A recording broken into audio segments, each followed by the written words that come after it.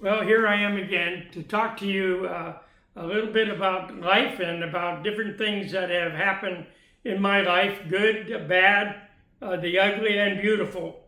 And I have shared before about the fact of my interest in fossils and in Indian relics, and we will isolate some of these. This one here is a particular one that is a ocean item that is quite fascinating, and you can see the different pieces that are on here.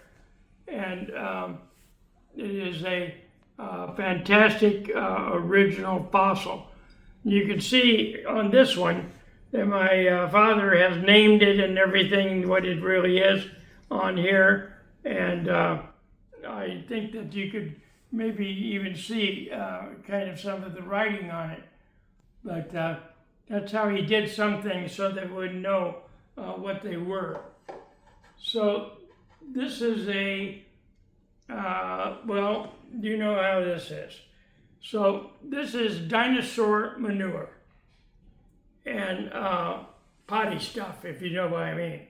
But it is a petrified piece, and you can see that it's just like it would have been in the natural when they had their natural release of their body items, and this was the way it was, and it would be like that. And so then as the years and years and years and hundreds of years would come along and deal with that, then it became fossilized just as it was placed on the ground by whatever it was.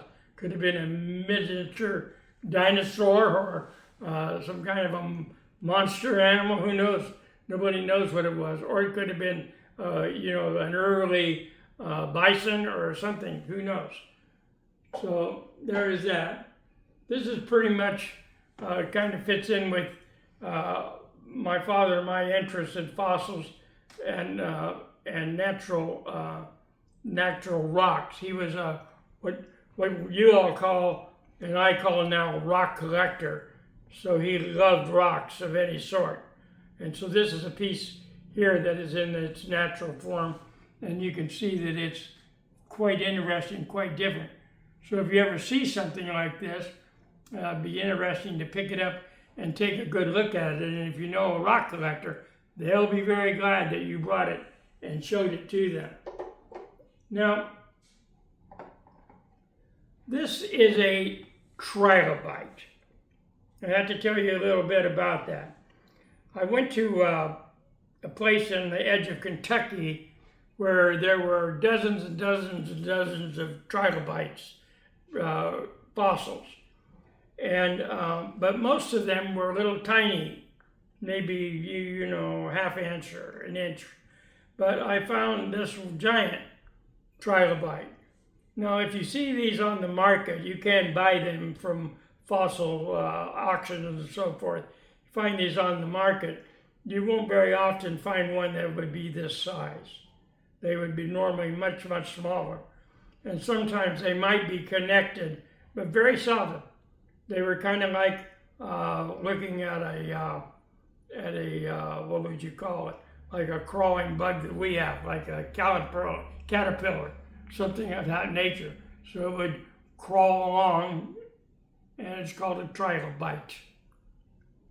So if you ever see anything like that or see it advertised, you'll know that that is a real trilobite, whether it's big or small. It's still a trilobite. Now, you've heard me talk before about the petrified bones and so forth. I just wanted you to see this. This is a whole different kind of a bone. This is just the solid bone itself. But again, you see that it is rock because it is petrified. So it'd be just like those of you that are hunters and so forth.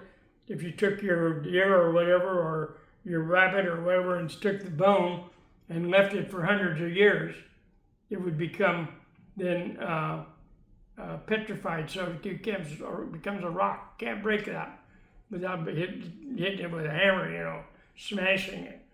Well, let's see. I think maybe two more things. Oh, this is called a pointer. And this was used like some of you have seen Indian material that is done with leather, where they put things together. So the Indians did that too. They would take two pieces of leather, put it together to make a coat or a pair of gloves or whatever, and they had to have holes, which they would use leather to put in, and they would tie it together. And so this was used to punch the holes and to put it together.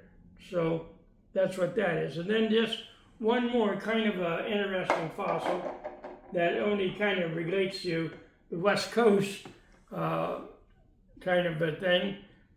This came actually from on the coast of California. I found this myself, but this was a net sinker.